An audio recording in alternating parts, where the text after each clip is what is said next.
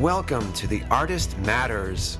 I'm Alex Rudy, and each week you will meet incredible artists from all walks of life. Filmmakers, writers, actors, painters, musicians, and so many more, sharing their stories to motivate and inspire the creative in you. Whether you're doing it for fun or looking to make a living, this show will help you on your journey to bring out the artist within and letting the world know that your art matters.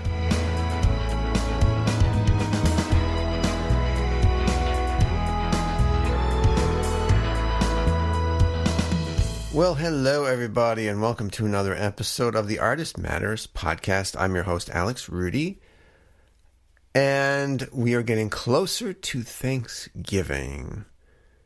It is next week already. Wow. Like a month and a half. That's it for 2019.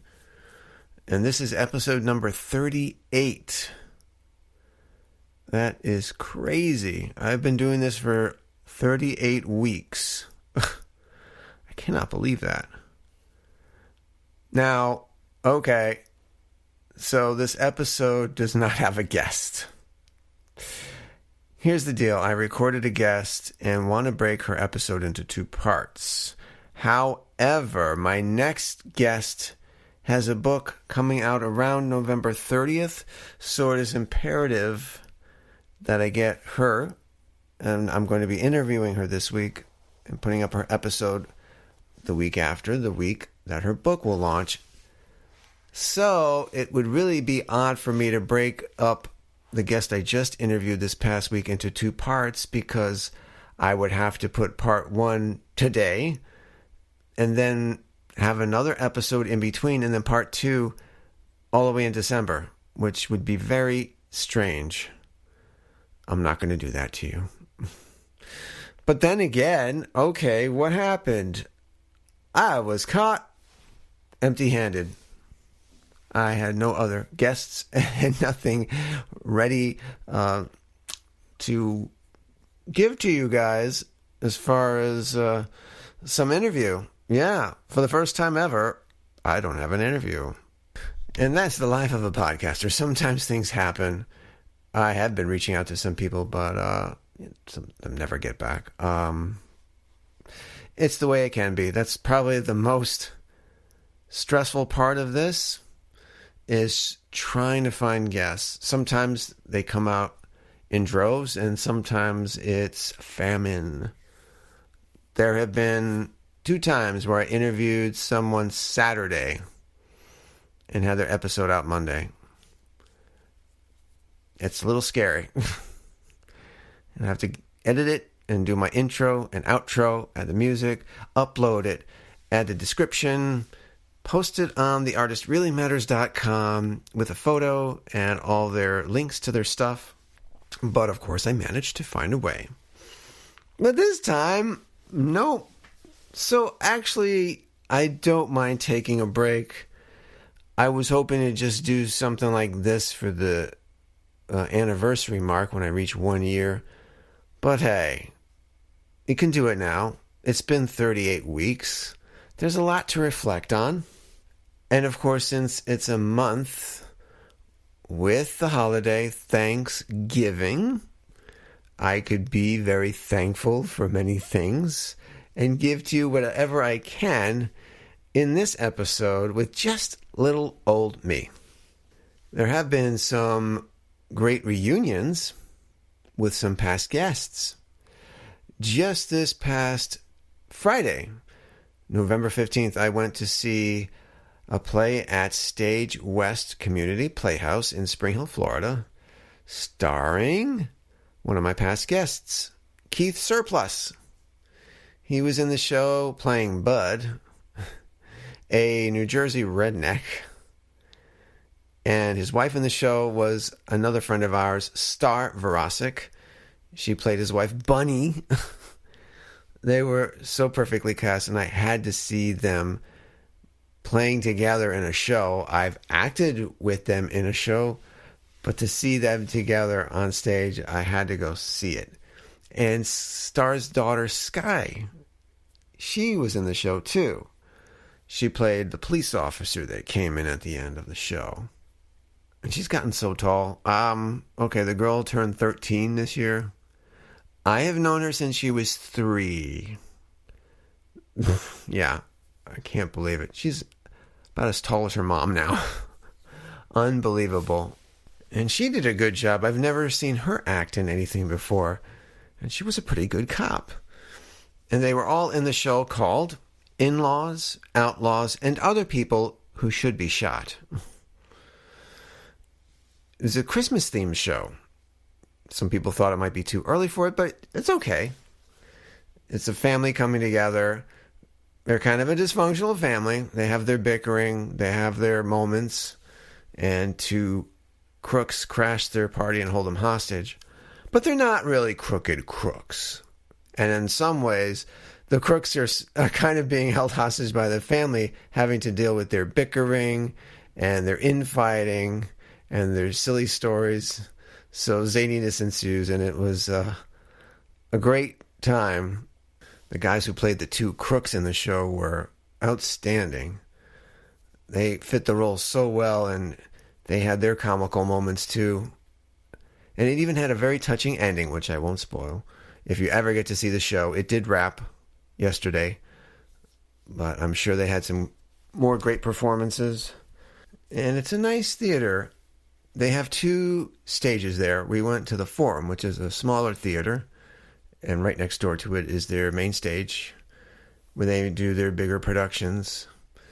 I was there earlier this year to see Noises Off, which is hilarious.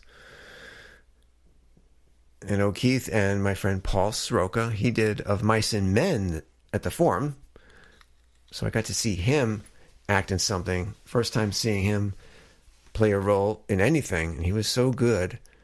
And he got us in to see a preview night of Noises Off, which was pretty funny to begin with. But when you got into the second part of it, oh my goodness, we were busting out laughing. I haven't laughed like that in a long time. And we saw that earlier in the spring.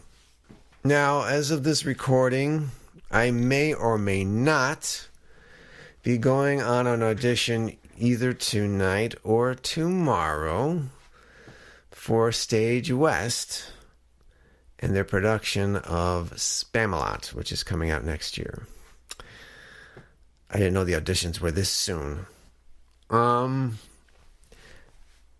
of course I have... Well, of course, anytime I'm going to audition where I have to sing, it makes me very nervous. I have an okay singing voice. I'm not really confident with it. I can get by with it. But I would love to do that show. I got to see it on Broadway with Tim Curry playing King Arthur. David Hyde Pierce, I think, was Sir Galahad.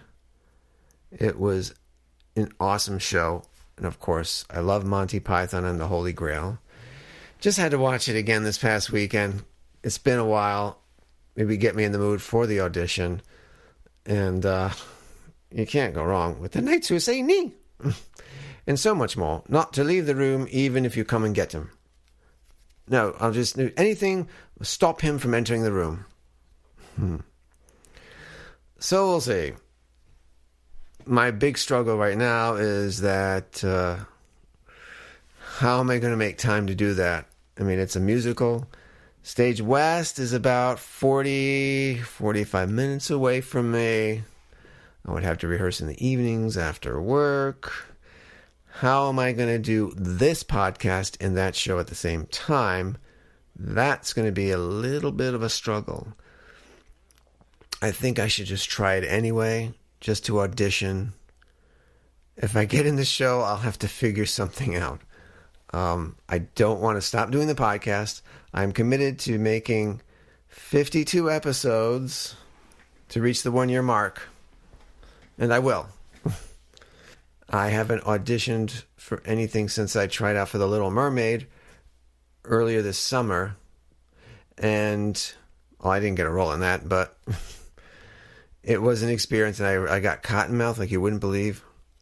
Trying to do I did a scene from The Birdcage. I think I told you guys that. And I sang Putting on the Ritz, the Young Frankenstein version. So cottonmouth. And I may have to use those scenes again for my audition at Stage West. They really didn't say what they want you to do in your audition, so I'm guessing you'll have to sing at least so they can hear your singing voice and see if you can act. But it would be fun because I love that show and I could do a wonderful British accent for the show. So we'll see. Keep you posted on that. And the previous weekend, I got to reunite with my guest, Katie Welch. You remember her from the episode in September. She runs the theater, Broadway Everyday Star Theater. And I met her at a networking event at the Strass Center in Tampa. And I said, well, I got to go see her show. Got to support my guest here. And I went to see her show the weekend before. And it was a Broadway musical review. They did songs from all kinds of plays, Dear Evan Hansen, Rent, The Lion King, Phantom of the Opera.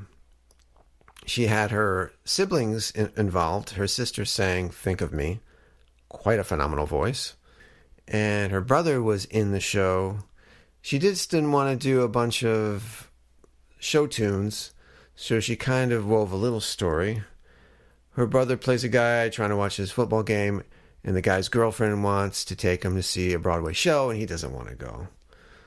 So every so often, some songs are shown, some performances are done, they go back to them. And it's a cute little concept trying to get him to see that theater isn't just old, boring songs or just people running around singing. He really is into it by the end, and it changes his mind. And it was an enjoyable show. She had a few special needs performers in the show, which is incredible. These kids have a creative outlet, and she's providing it for them. It was wonderful to see them get up there and sing some songs and dance around. What a great thing she's providing for them. It's amazing how the arts can be used to help motivate someone and inspire them to get out of their shell and, try a musical, dance around, have a good time, entertain an audience. And even her parents were involved. Her dad operated one of the spotlights, and her mom was there collecting tickets. So it's really sweet to see how they band together and support each other as a family. That's really nice to see them all involved in this creative effort. It was fun to see Katie again and see her in her element with her director hat on. I would love it if at some point I can actually meet many of the artists I've interviewed remotely, face to face. I mean, some of them I know, some of them I don't. And, man, I would love to be able to see them face to face and chat with them and reunite with them in their presence. Let's see. Let's shoot for the stars. And actually this week I am being interviewed on another podcast. It's called the Fein Podcast. Fein. He interviewed one of my guests from the month of Halloween, Rob Otone. And of course they talked about his book, People, a horror anthology about love, loss, life, and things that go bump in the night. And Rob mentioned him about me and me about him, and we connected, and I'm going to be a guest on his show. Looking forward to that, see where that goes. And if you haven't checked it out, I highly recommend checking out Robert Otone's book. I'm reading it. I did get it, supporting my fellow artist and guest. It's very good. Very interesting is that all the books so far are told from the first-person point of view. Yeah, I've never seen that before. From the first-person point of view. I like it. Makes it a little more personable. And he has to find the voice for each of these storytellers, which he does quite well. Kudos to you, man. This is quite a work. Hope it succeeds more for you.